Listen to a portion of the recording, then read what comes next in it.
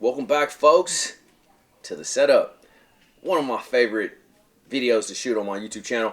Today I got a really cool one for you guys that's very relevant right now, springtime, and that is harnessed style swim baits. Like all the baits we talk about on the setup, okay?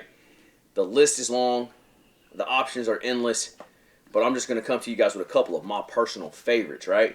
So these are two that I like to throw, and that's the Berkeley Coal Shad, more times than not, the 6-inch, and the Mega Bass Mag Draft.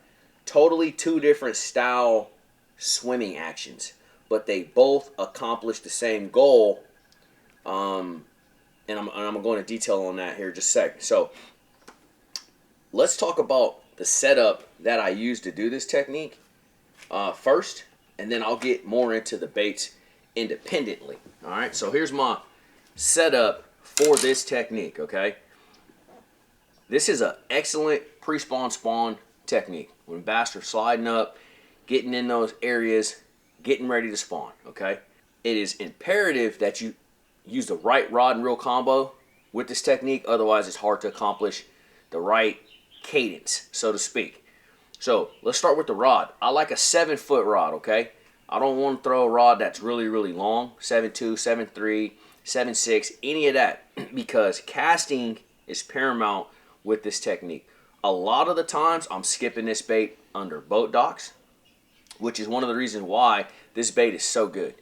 Solid body, it has that harness to hold the hook, and this thing skips like a dream. You can put it way back up underneath those docks, okay?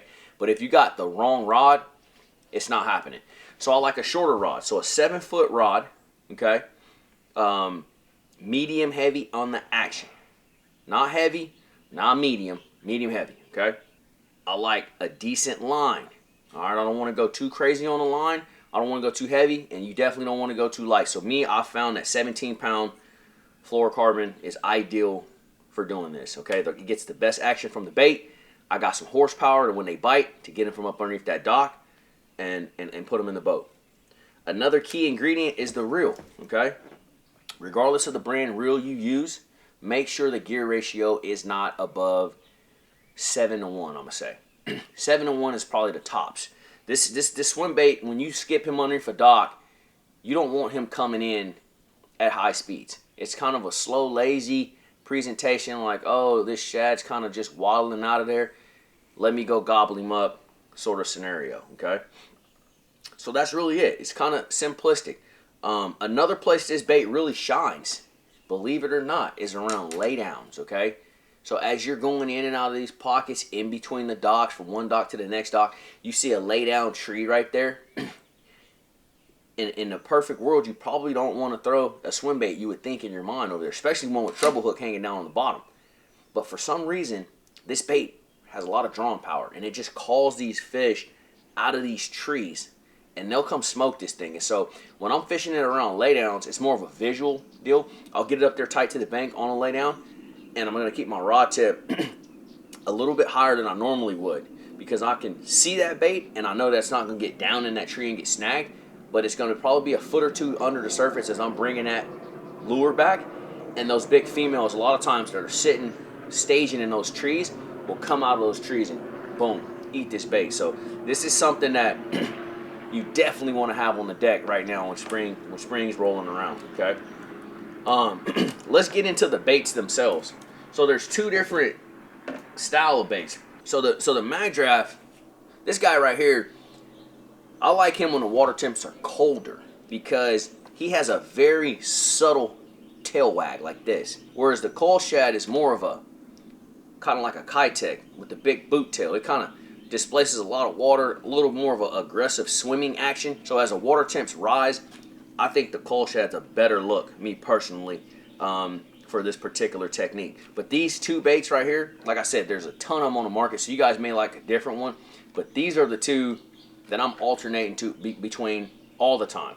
I love both these guys. They're both excellent baits, but they're two different actions. So I'd recommend you guys getting both. Not trying to sell you some baits, but it's good to play with them, see the actions for yourself, and then make a decision on what you're going to use for this technique.